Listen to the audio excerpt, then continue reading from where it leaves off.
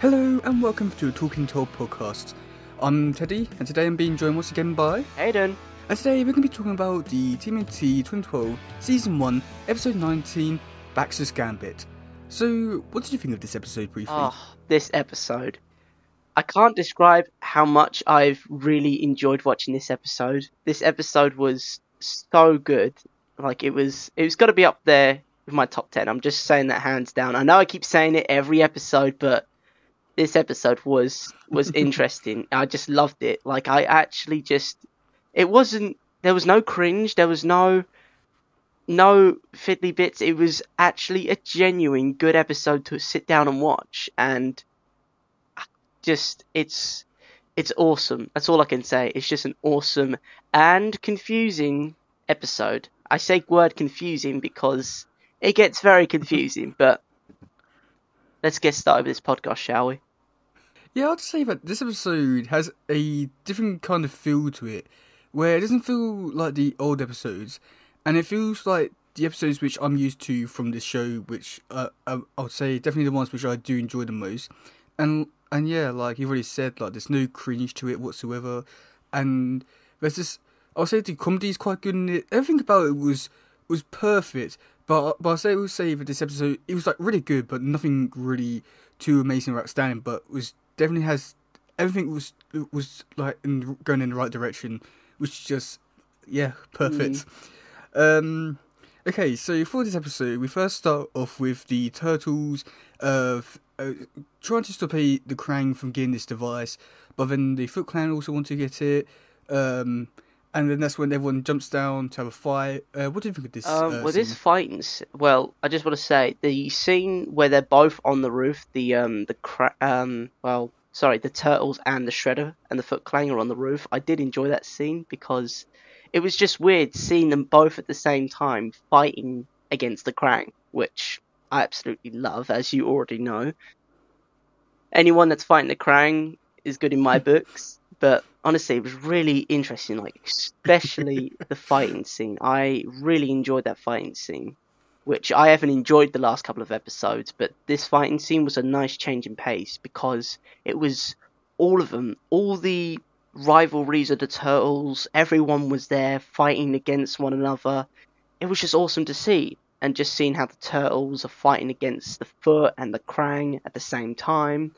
It was awesome, just seeing them all together finally revealed themselves to the world, and just seeing them fight in general. Like, I'm a real huge fan of Mikey's nunchucks, like Mikey's nunchucking fighting, and just seeing him I don't know why, it was just really weird because I really liked Mikey's nunchucks, like, and how he just took down the Krang with him and the Foot, and it was just really good. Just how his character and his model design and his just overall design meshed so well with the nunchucks and just the fighting overall. But it was a really good fighting scene to watch because it was finally all three rivalries of the Turtles were just there fighting, just all hands down brawl. It was just so awesome just to see them all together. Okay, so the thing, I have a lot of stuff to say about the scene. I won't say as much as other scenes, but so the first one is, how did the Turtles find out about the Krang, and how did the Foot find out about the Krang with this plan? I didn't really understand how they found out about that. I did like close up with Baxter Stockman's fist. It reminds me of that. I think it's the Hey Arnold show where, like, I think you know the meme which I'm talking about with the fist and all that. It reminded me a lot of that. And then also the Foot getting ready to go into battle before they jump down. That felt weird in a way, and I think that's only because, like, in the Turtle franchise, we've never seen anything like it, and it really did feel like the Turtles, and I did really enjoy it just because how weird it was. And then the whole fight scene, yeah, it was just amazing. I do like how the factions are going together. I think it's actually the first time on the podcast which I'm actually quite speechless about a scene, because it wasn't anything amazing, but it's just one of those things. So just sit back, have a big smile on your face, and just enjoy, and just absolutely enjoyed it. Everything about it, from the fish face fight with Raph, the individual toes fight with the foot and the Krang. Yeah, just amazing. The only thing which I will say was a bit weird was the Krang. They didn't speak whatsoever during that scene, and it was a bit weird. Just because every time we've seen them beforehand, they have spoken, but now they're just there, just not speaking. It felt like a really missed opportunity to have all the characters speaking, because there are other opportunities. But yeah, so then after that, we do have Moss Spencer doing a Randori scene for Turtles. Do you have anything to say about that scene? Not particularly on that scene, no, but going back to the thing that you've just said, it would have been nice to hear the Krang speak about the plans as well, like saying like, oh, they've got the accelerator, and then of course it goes to the Turtles, then the foot, just seeing their voices all clumped together and thinking, oh yeah, we're going to do this right, it's going to be awesome. That would have been nice to hear as well. But the Krang's presence, I do think they needed a voice because their presence is like well known now. Like the Krang is just there. Like we all know the Krang, and besides, it was peace to my ears, so I took that with grace. Yeah, I can understand that, but like it's just like those characters are known for speaking. I can understand the Foot Clan not speaking because they don't speak, but with the Krang that do speak, it does feel weird having a speaking character just show up, not speak. I mean, not even say like oof, like when he gets hit by the turtles or anything. It just felt that kind of weird where they just had like no reaction to anything whatsoever. But yeah. I will say this about the Randori scene. I enjoyed it. It was a much better one compared to what they did in episode 5.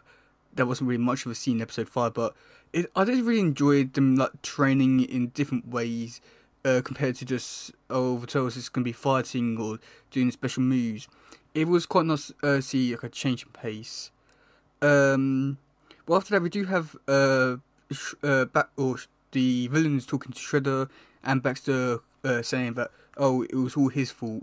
Do you have anything to say about this scene? This scene was actually quite weird for me because we haven't really seen Baxter Stockman with the only time we saw Baxter Stockman with the Shredder was a couple of episodes back when Dog Pound and Fish Face took Baxter in because after the muck up with, I believe it with his invention, and that's why they got Baxter in the first place. But seeing Baxter Stockman working with Dog Pound, Fish Face, and of course speaking to the Shredder as if he was one of the servants was actually really cool to me.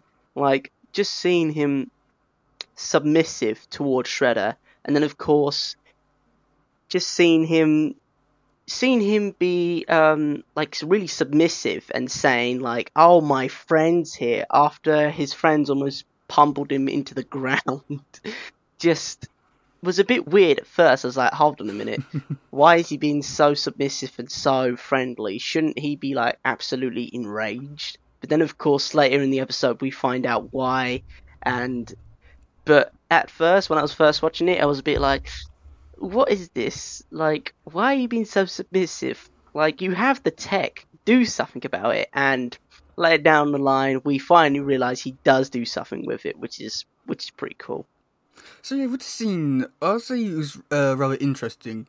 I won't say there was like anything too amazing or good about it, but I do like how this version, as well as the 2003 and 1987 TV show, really do set up an interesting representation of the two sides of like families, with like the heroes and the villains, with the Turtles like being very normal and being, yeah, I think that's the best way to describe it, and also being like very friendly, but with like the villains like very like specifically in this scene where like they want to be, like one up each other, and then like screw everyone else over.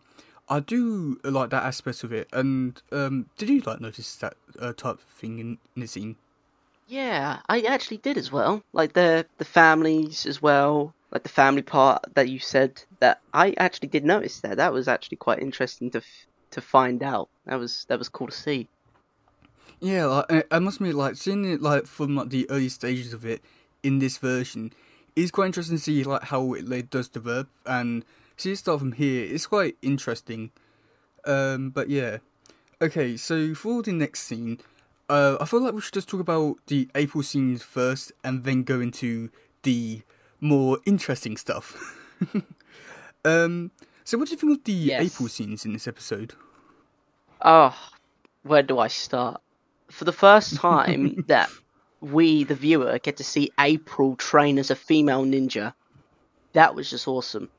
Like April's skills that she's learned from Master Splinter, that was just awesome. Just seeing how Splinter is slowly training her, that was just awesome to see. Like finally we actually get to see some action with the training and just seeing how she's becoming a female ninja. I won't say the name of how a female ninja is because I can't, because I'll butcher the name.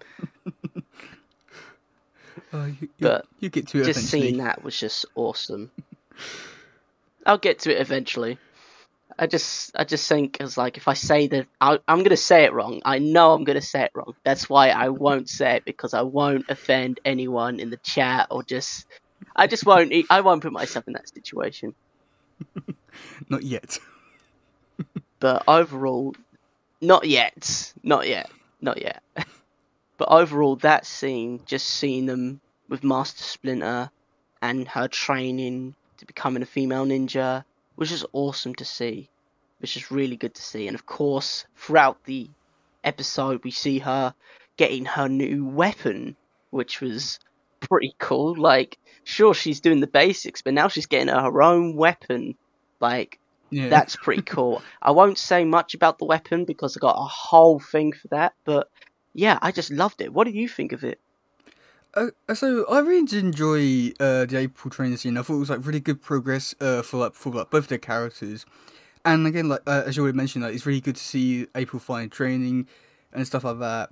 And then like with like the weapons thing, I thought that Splinter's first choice for the weapon, which was a stick with a chain at the end, that was just a crap weapon. You can't really fight with that. But I did find all the other weapons throughout this. Well, no, I'd like to go on to the scene with where she breaks the picture frame. Just because the weapon thing, there's like a few things I'd like to say about that. But like I will say it's really sad and really emotional with like how they handled it with like her breaking the picture frame. It's been like really seeing her more of as a like daughter type character. It was like really heartwarming, and just amazing. But the one thing Definitely. but the one thing which I did find really weird and creepy about it was the fact that Splinter calls April my child. Uh, it it's always seemed very creepy, no matter what version it is. Yeah, Okay, so, I can see where the creepiness does come from yeah. a bit. Let's me talk about that the better. I'd say. Yeah, But yeah, but I just quickly want to butt in there and just talk about like when she knocked off that picture frame. I was like, oh, she dead. That's what my first reaction was to that scene. I was like terrified for April. Like when she knocked off that picture frame, I thought Master Splinter was going to destroy her. Like oh yeah. just annihilate her. I was like, oh my god, she smashed the picture. Oh my god. And I'm just like, oh, what's gonna happen? I was terrified for April. Just when she just flung that weapon around and it hit the picture, I thought it was just like, I was just sitting there blankly looking at the screen like, she's dead. She's dead. I was just terrified for her when she did that. Yeah. Also, one thing. Did you have the same emotion? Because I swear I did. I mean, as a child, yeah, I was like, oh my god, I can't believe it did that. But like, after watching it several times, it doesn't really have. Even though it has the same sort of effect, it doesn't in a way. And I'm pretty sure you know what I mean. But yeah, it was like an oh my god moment. But the one thing which I did find about weird about that was how did Splinter's family and past life never come up with April? Has she not never thought to ask about anything like that, or that seemed very weird. Like, they've known each other for like 19 episodes now, and only now she finds out that he had a. Yeah. Yeah, I don't know. But with the weapons, Now she questions it. yeah. Okay, I feel like we should talk about the weapons. I know that you caught quite a bit to talk about with that, by the sounds of it.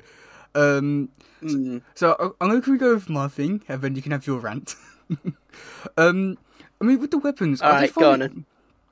With the weapons, I did find it really interesting with the ones where like they did choose, as all these weapons were actually like would later be like characters within the show and also other versions of Turtles. They did go on to later use the weapons from that were used in this episode. I don't know if this had anything to do with it. Just like there's another female turtle from the future.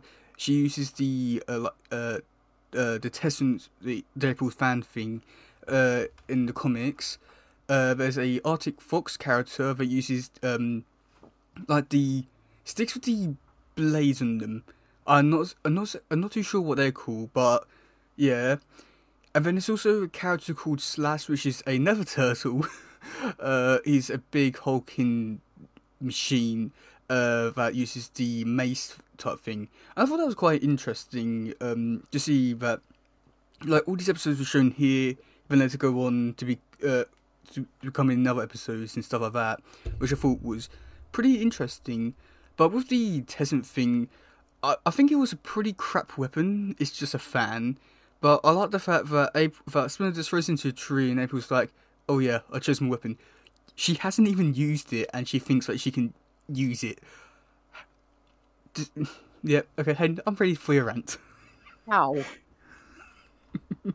Yes, thank you ever so much. First off, that is really interesting to know, because I didn't know those weapons were relating to the other characters within like different series, which was really awesome to figure out, like just the mace and the stick. And I just quickly wanna go on my little rant here, everyone, but what was the weapon with the stick and the the metal chains? I know Splinter was using it correctly, but what type of weapon is that? It's like a bigger version of a nunchuck, like a half of a nunchuck, basically. Like, sure, it looks cool, but what are you gonna do with it? Hit him to death with it? I just didn't see the purpose in that weapon at all. But the other weapons were pretty damn cool. Like I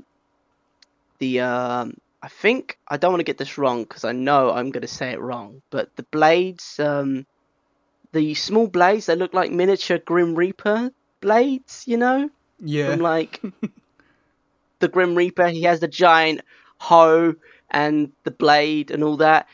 They look kind of cool. Just seeing them in action, and almost April decapitating her own head off. That was funny to see. I'm not gonna lie, I was a bit scared because I'm like, oh god, April, she's gonna leave us too soon. But luckily, Splinter comes along and saves her life again. But I just want to say, Splinter has got some really strong fingers to catch that blade. Like, I'm surprised he didn't get his fingers sliced off from it. Like, it was insane. His strength and his skills is just like he's using the basics of his skills right there. Like, he's god tier, right? But he's only using like the basics of his god tier powers, which I'm just saying, yeah, I want to see. But anyways. Then also, like, it was quite weird about how Spencer was able to hold the big mace in one hand, and April struggled to even lift it. That was unique. Yes, I was gonna say about that. Like, how is that even possible? Unless that mutagen turned him into like a strong hench rat underneath those robes. Just, I don't know, honestly. Okay, so I'm looking on. It's weird. Okay, so I'm looking online. And the things which you reference as like the Grimreaper things, they're called Kama. I'm pretty sure that's how you say it. But the stick with the metal chain, it is just called it is which is brings up a staff with long metal chain. That's all it's called, unless it's another name for it. That's it. Yeah, it's a staff with metal chain. It's pretty useless. Right. But yeah, Oh. please continue. Well, I thought there was like some fancy name for it, but I guess not. But if any of you guys in the chat know about any of the weapons, please post it down below, and me and Teddy will go over the weapons, and that'll be an awesome thing to do. But yeah, and what do you think of April's Tessin? Essence?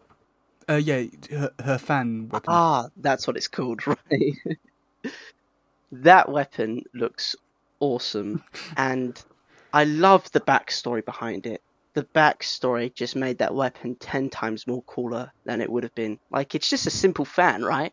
But then, of course, the backstory behind that fan, that's just what sold it for me. Oh yeah, I think that backstory will sell it for anyone, really. However, I just want to say... Okay, I thought... Okay, I was just going to say, she doesn't pick up the weapon and she doesn't use it, but automatically she thinks like this is the weapon for her. I just love how that's just in there. Yeah, I must admit it does feel a bit underwhelming just because you got a big mace, you got the karma, the stick with a chain, and then you get a fan. I mean, like, yeah, if it was, I'll say it's a bit underwhelming compared to all the other weapons, but like with the backstory, it does make it better. Okay, so yeah, moving on to the main part of the episode, which I got a feeling is probably going to be where you're going to have a bit more of a rant, aren't you? So yeah, in the opening we do have, not the opening, but with the beginning part of the main story, we see the turtles chasing after Dog Pound and Fish Face, but that's when they run into a building, and that's when they go into Baxter Stockman's Trap of Doom. What did you think of this scene? This scene was really cool to see, but at first it was a bit weird, like how they were just sitting there waiting for the turtles to come, and everyone, like especially me, we would just, like a viewer would just think like, that's a bit sus. What are you guys doing there? What are you just standing there for? Like, the turtles have a clean shot at you, but then of course we now know it was a trap, which is pretty cool. And the trap itself, I'm not gonna lie, at first I thought my screen had just gone blank, because there was literally no colour except black and white, which I got a bit concerned, and I had to actually make sure my screen was actually working, but it was the actual maze itself, which was really, really weird, and I was really genuine thinking my screen had broken. Oh wow. Like, I actually had to double check that it wasn't just me that was losing it. Like, I had to double check that it was the scene, and thankfully it was, and my screen wasn't broken. Thank God for that. But that maze, just where they were in, I'm just going to say this now, was very, very confusing. It's very trippy. Like, it made me, yes, trippy. Like, it was very, very trippy. I didn't know what was up and what was down. I think that was the whole point, but yeah, it was just so trippy to watch. Yeah, I have to say that with the bit where the turtles find Fish Face and Dog Pound out in the open, I didn't really enjoy the Leo talking to himself joke, as I feel like that's all been a bit overused. I know that's been used a few times before in the show, so I don't think it had the same kind of effect. But yeah, they were so sus. And then when they went into the building, that was the same building which for episode 11, I'm pretty sure a few other episodes as well. So a little bit disappointing there. But how did the whole trap come about? Because from that little building that then went into the sewers, presumably, that then takes him all the way over to Baxter Stockman's lab in the ceiling. How? It just how it because it's all one surface. I don't think that's how physics works. Again, unrealistic. Unrealistic, yes, definitely. I did question the whole thing in general. Like, I think it was designed to be that way to make it trippy and confusing for the characters, but It worked. it just confused me as well. Like, it worked. Like, it confused the hell out of me. Like, I had no idea what was going on at one time. Like, it was just so trippy.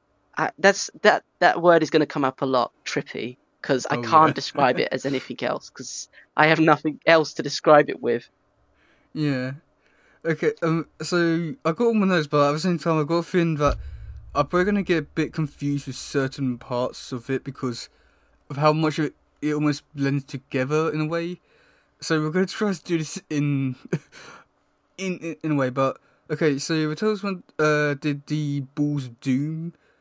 What did you think of that scene? The Balls of Doom, that scene. I just loved how Stockman just uses that scene, just the word Doom over and over again, and by the end of it, the characters already know what he's gonna say. I just love that. Just like, alright, it's Doom. Like, even I was saying, Jesus Christ, Stockman, it's Doom, alright, we get it. We know the drill. Just stop saying Doom. And over again, it was just, ugh, it was just annoying. But that scene was pretty cool, seeing them fight together.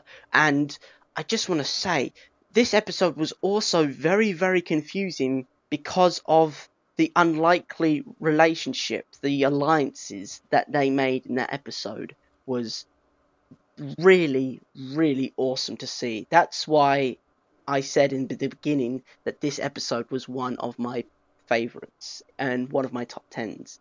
And that's why it made the episode, because of the unlikely alliance that they made, which was just awesome to Oh see. yeah, I do think we'll talk about this in a minute when we do get to the Wrath and Fish Race scene.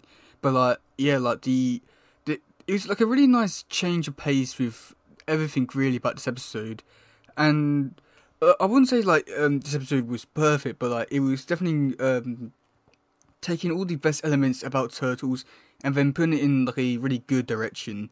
And I do think that the relationships also did really help as well. And yeah. So did the Balls of Doom. I thought it was okay. It was just lame. They were just balls with like spikes in them. What else can he really talk about here other than just saying it's a thing, I guess. But yeah. Yeah. After that, Dog Pound realizes that basically the turtles have been going in one direction. So that's when the two of them, like Raph and Fishface, are split up from the team. So this is when we get a really interesting scene of Fishface's backstory. What do you think about this scene?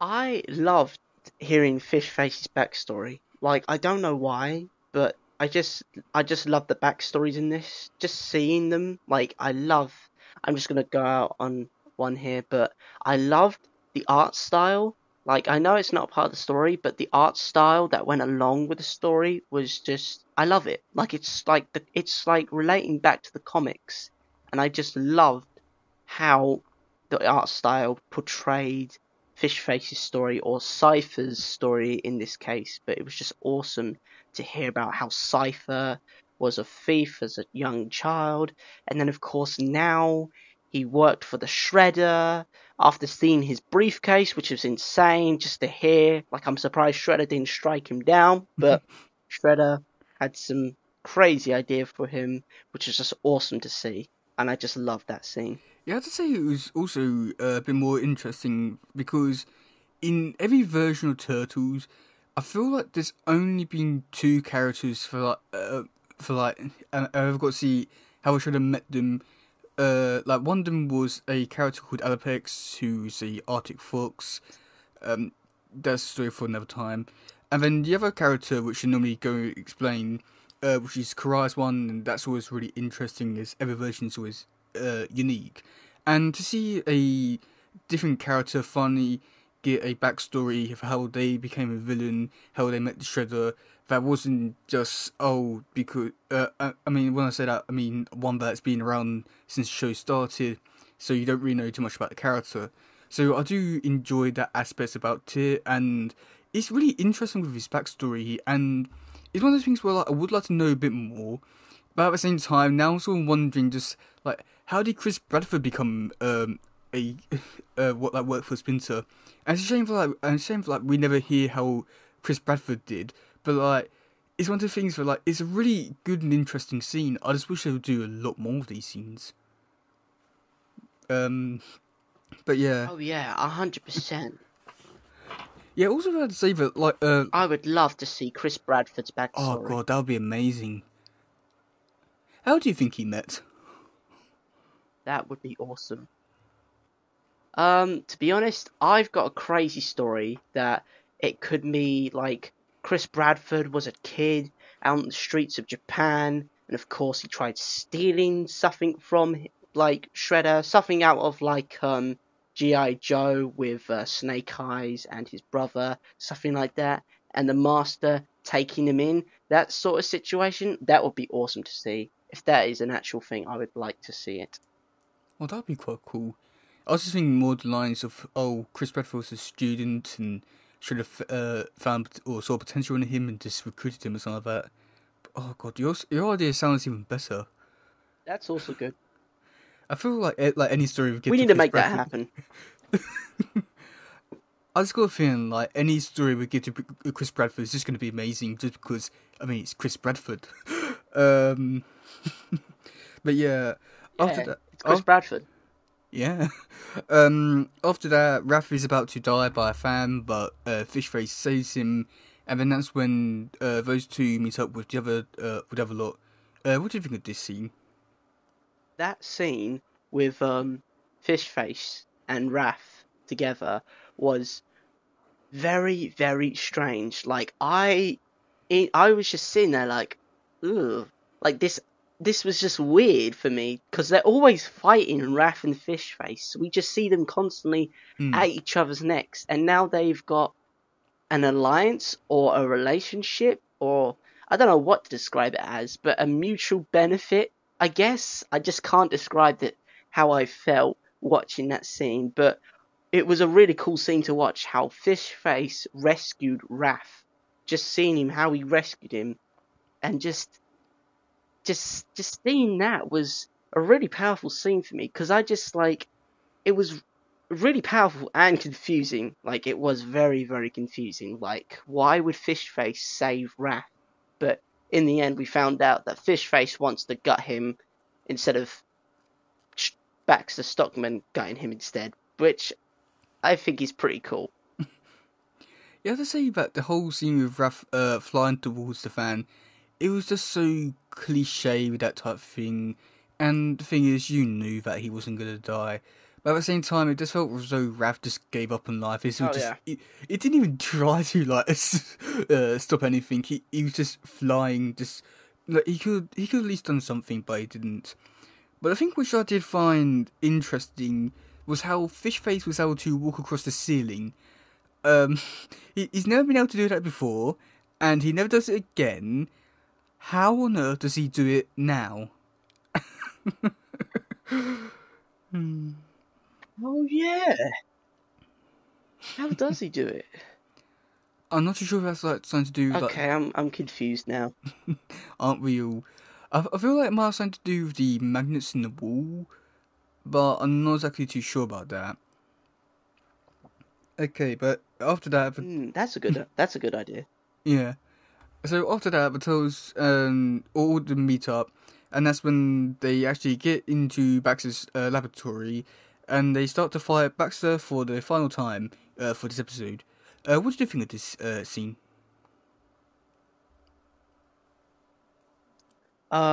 This scene was just awesome. Hands down, awesome. Just seeing them fight Baxter together and I don't know why, I could see a bit of relationship from like the first couple of episodes with Mikey and Chris Bradford before he turned into Dog Pound, that relationship was slowly starting to brew back together again. And I don't know if you saw it, but I saw it, and I just like, oh my god, this is cool. This is awesome. This is just. I know Chris Bradford's evil, but come on, he's still got a heart in there. Underneath all that fur, he's still got a big heart, and just seeing him with Mikey again was just awesome. Just seeing him and Chris Bradford working together was just awesome. And another thing as well, I loved Fishface and Raph's tactic, just to like Fishface sliding along his back with Raph on his bionic legs, and just Raph giving the final blow to the Stockman bot again. I just love that. Just seeing that in action was just awesome. But if honestly, I could explain the whole scene and how I loved it so much, but I would be here all night. But what did you think of that scene, Teddy? God, it was an interesting fight. I would say it wasn't the worst part of the episode, but I'd say after everything that they've been through, it just felt as though they would. I know it's the final fight, and you get that in every episode, but I felt as though this one was just dragging things out for the whole. Because I feel like after the Maze or the Maze of Doom, whatever it's called, I would say like that was the most interesting and important part, and the April stuff was interesting. But when you get to this bit, it's just like. Well, I've watched the majority of the episode, and Miles has just continued watching it. I mean, that's not to say about this fight scene is bad, but I mean, I do enjoy it, but it just felt as though, like, you could have easily end or stop watching it, just when Vitals get out the maze. But yeah, I mean, like, the thing is, there were like a few things we did love about this fight scene. For one, I love having the mouses back. Every version of Turtles, they never used the mouses properly. They used them in like one or two episodes, and then that's it. They're done. They have such cool designs, and it's a shame that they never like have them as like I think like best way to describe them is just like foot soldiers or cranes. They have amazing designs. They should use them more. But yeah, and then the Raph going through Baxter's machine, I did find that a bit weird because Raph went through solid metal. To break through it, and even though his sides are sharp and pointy, I don't think they're that sharp and pointy. And then also, I absolutely love Baxter Stockman's helmet, where it just takes him and flies away. Just, it's just so Baxter. No, it's so Donny to do something like that. Yeah, that did make me laugh, that little propeller helmet that Baxter was wearing. And it was just so cliche again, just hearing him, "You haven't heard the last of me, Baxter Stockman," and he's just flying off into the night. That was proper cliche of like any supervillain in any series or comics. Just seeing that was just really funny. Yeah. But, yeah, it was just so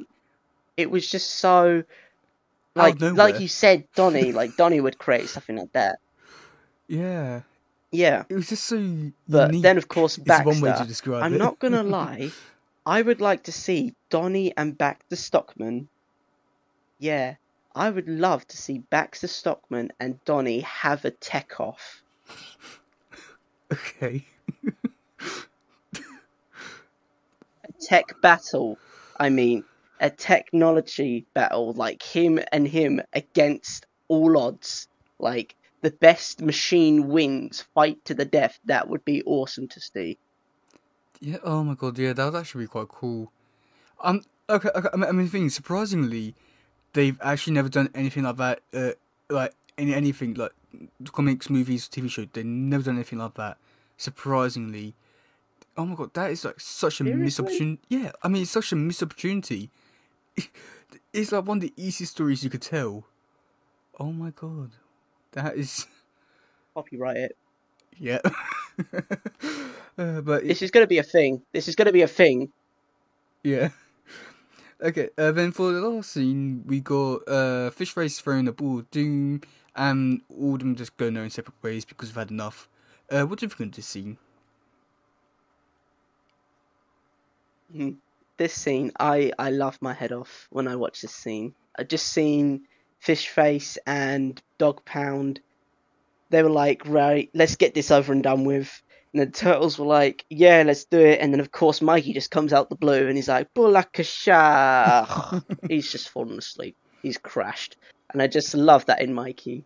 Just Mikey's enthusiasm, and then he just falls asleep. Like he's out for the count. And then of course Dog Pound is like, you know what? Screw this. I'm going home.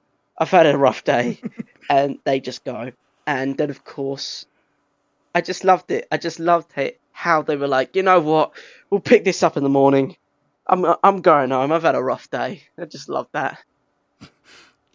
Yeah, I loved. For me, I thought this scene was just like, okay, yeah, I think even the writers knew at this point that like people have had enough of this episode and just want to get over and done with. But the thing which I found interesting, but also at the same time a bit weird, was the callback to begin the episode with the Randori stuff, and Fishface throwing a ball of doom and Raph catching it, and Leo didn't notice it.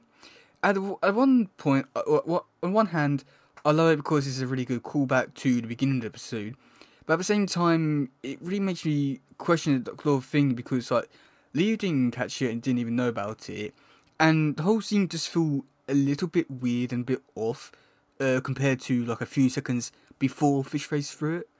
But yeah, what do you think about this that scene?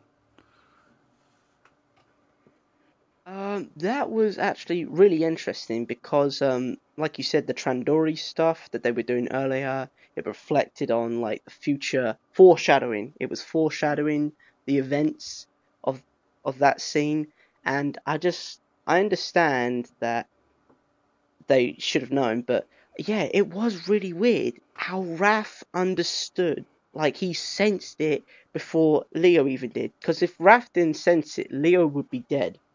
Yeah, That's the crazy thing about it. yeah, Like if Raph did not sense it, Leo would be dead. And I don't know how Leo didn't sense it because he was the one who sensed the blade in the Trandori scene with Master Splinter. And of course, Raph catched it. And I know it's supposed to mean like Raph's learning and all of that, but just think about it. If Raph didn't catch it, Leo would be like gone. He wouldn't be there. yeah. But yeah, what do you think about this episode overall? This episode overall was a good episode to watch. It was my favorite episode. I'm not saying that it was like the best episode, not compared to others, but I would say it's in my top 10 only because of the unlikely alliance and just seeing them work together. That was just that was just un just unorthodox and like it wasn't unorthodox, but it was unorthodox to see them act friendly towards each other in a mutual relationship that they were fighting a common enemy. That's what made the episode for me. The story behind it all. That's what made it so. Yeah, I'd say that overall this episode was a really interesting episode, and I'd say that like, I mean, because I'm not spoiling anything, but like because I've already seen like the rest of the show, it and seeing where like how this episode, then like gets translated into the rest of the show, it is quite interesting to see where it all comes from. And I do think having that type of feel for this episode, with also like having all the good parts about it just being front and center, and then taking away all the negative stuff for like, I mean, we've definitely commented on it quite a few times, and just that way, it just made it amazing. Yes. But like, I would definitely say that like, even though it's like not like one of my favorite episodes of all time, it is like still one of a really good episodes that be like, oh yeah, this is good because of this, this, and this, and this. But I don't think I put it any higher than like, oh, I would definitely say that it's like my top 10. Like, I'll say maybe my sixth or seventh option because like it's a really good episode, but there are like, things which I don't know, I enjoy it, but there are things which I enjoy about other episodes a bit more. But yeah, do you want to hear some comments? Yes. Let's hear the comments. Okay, let me get them up quickly.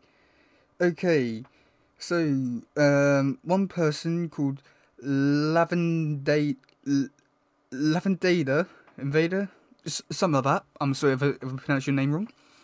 They put, I like to call this episode Cartoon Network versus the TMNT episode because of the maze checkerboard theme. And yeah, you can't really argue with that. Yeah, you can't argue with it, but I just never saw it that way before. That's actually pretty I cool. I didn't like see it that. before, and I still don't. But like, it's still like really cool to think of like so other people like thinking about an episode in a certain way. Like, it's unique. Yeah, definitely. I just love how people's brains work differently to ours, and just seeing what they see and what we see, and just it's awesome. Yeah, I'll definitely say that now that this podcast's been out for quite a while now. It's slowly building, or slowly people starting to trust it now and slowly commenting it a lot more. So I'm loving like getting more of a like, fan reaction to it all. Okay, Yeah, a greater yeah. picture. Okay, so from Symbiotic Mad Mam, they put, I love this episode, probably my favourite from season 1. I love Spencer's relationship with April, Fishface backstory, and the Maze of Doom itself is well designed and very pretty, such a nice assortment of colours. Also, I love the part where the Tails, Dogpound, Fishface finally escape, but they're too tired to keep on fighting, so they decide to go home. The Void the Noob, they put, I love that episode, especially the end when Raph and Fishface smirk at each other. Definitely one of my favorite episodes because it's literally the definition of the enemy of my enemy is my friend, even if it's only for a short amount of time. And yeah, I couldn't agree more with the whole enemy of my enemy type thing. That's almost like a perfect Oh description of this yes, episode. uh, the yes, definitely. So the Colonist Crayon '07 put, this episode will always be one of my top 10 favourites. The way that Xavier and Bradford have to work with the Turtles to fight against Baxter will always be amazing to me.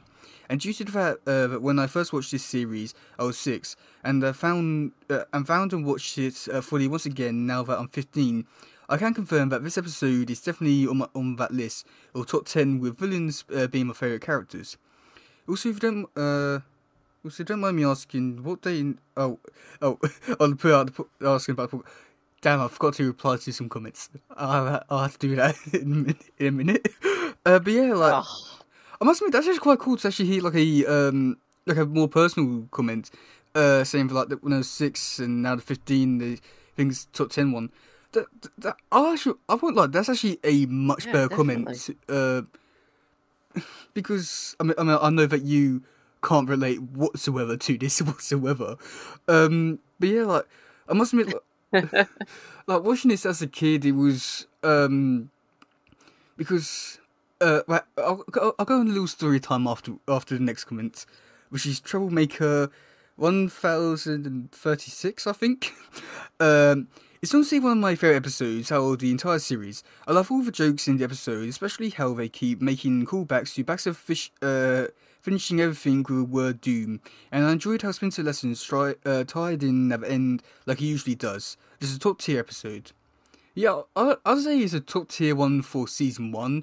I don't think it's a top 10 one over, or top tier 1 or top 10 one for the series, but for season 1 it's definitely a top 10 one. Definitely. Okay, yeah, okay, now for my story time.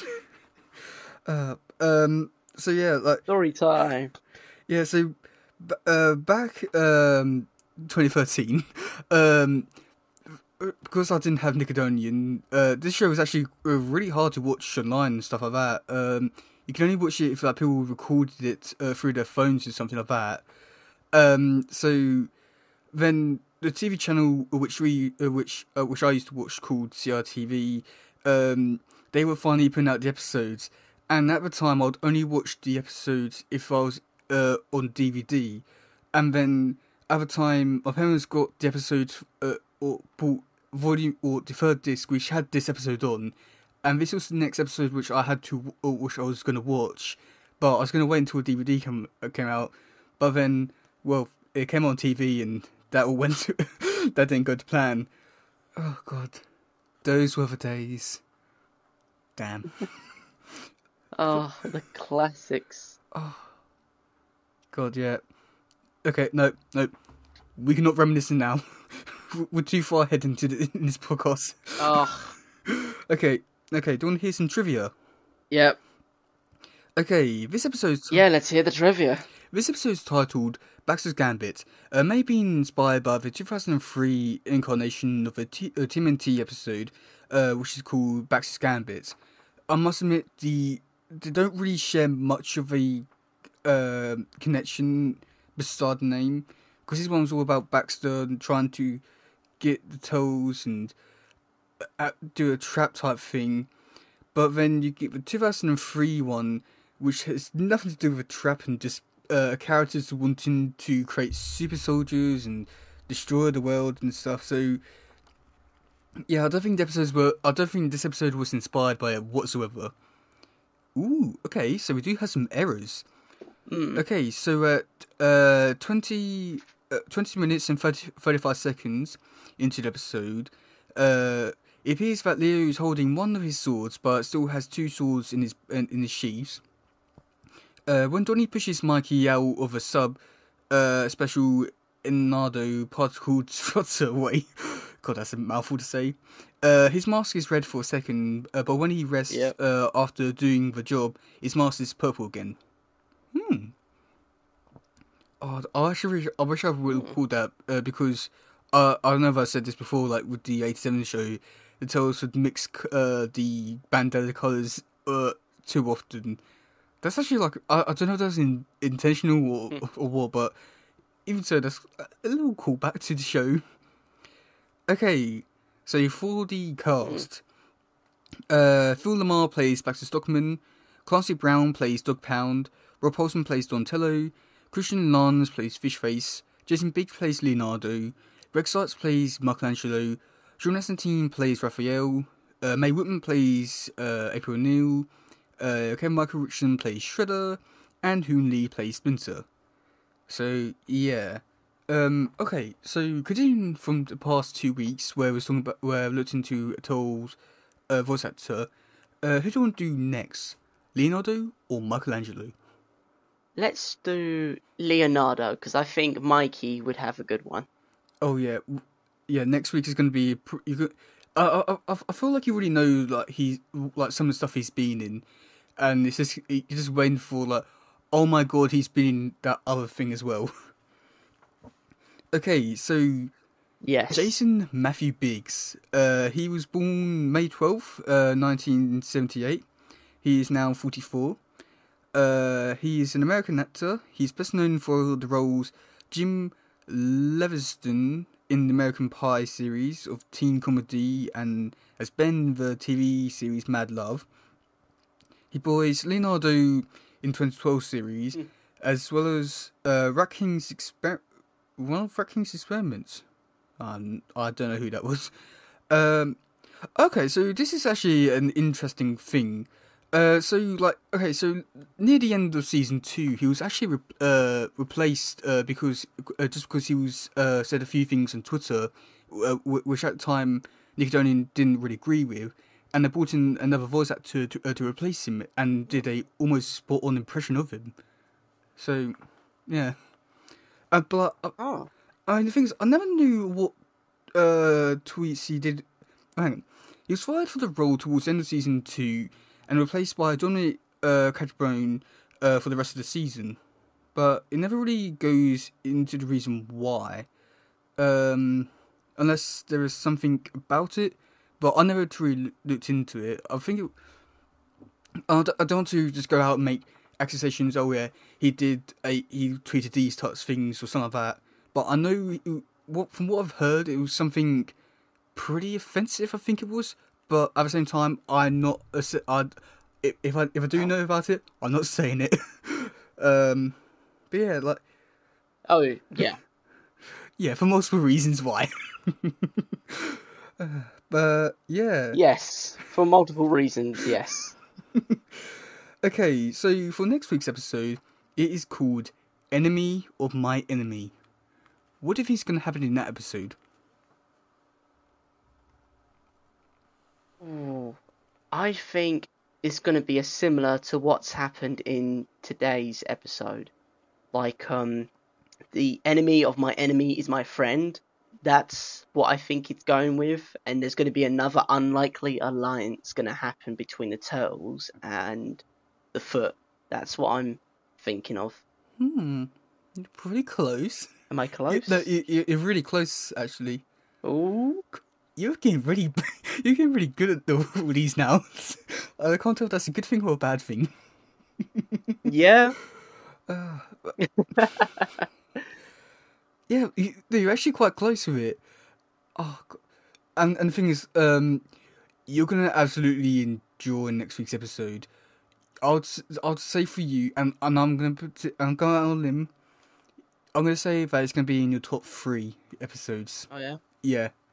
It is a My really top good. 3. Oh, Yeah. that's. Yeah. Oh yeah. No. The next episode. That is a very big accusation. Yeah. No. Okay. No. Okay. If I'm wrong, I will do something for you. But if I'm correct, then yeah. But yeah. No. It is an amazing episode. Okay. I just got a feeling now. Okay, I'll hold you to that. Why do I have the feeling for like next week? You're just gonna say, "Oh yeah, it's a really crap episode now." I just got that feeling. You guys heard it as well. We've all got witnesses. I've got witnesses. Yes. I've got witnesses. God. Yeah, but this episode is gonna have tons of witnesses. It should do. But yeah. Do you have anything else to say about this episode or anything? This episode for me was really good, really awesome to sit down and actually watch it. It was awesome just to see the unlikely alliance between Dog Pound and Fishface and the Turtles. Just seeing them come together to defeat Baxter Stockman, and just seeing how Stockman is finally coming out of his shell and becoming a major villain within the series, which is just awesome to see. But overall, an awesome episode, hands down. Yeah, I think I'd agree with you on that. Like, I don't think there's anything else I can really say. I feel like I've said all that I can, and it's still a really good episode. I'll also definitely say that it's still in my top 10. Not exactly too sure whereabouts, but it's a pretty good episode. And to see where this episode, from what this episode did in terms of how it was even done, was also quite interesting to see how it affected the rest of the show. Because I mean, okay, did you see like a difference between this episode and like previous episodes, like in terms of the writing or anything like that? Oh yeah. And then also, massively. Yeah, and then like one thing before we do quickly end this one, was that this episode was actually written by the person who created the next version of Turtles. So again, that's also like interesting and amazing on so many different levels. But yeah. Well, definitely. Yeah, that's going to be it for today, guys. If you do want to go onto the podcast, of course, a few different ways. You can send in a voice message, a text message on Anchor. You can leave a comment on the community tab for the discussion post. You can leave a comment on the video versions of the podcast. You can leave your comment on the Reddit post, which I put out every week for this. But yeah. This has been another episode of Talking Tales. I've been Teddy. And I've been Hayden. And we'll see you soon. Goodbye. Yo. Bye. Bye.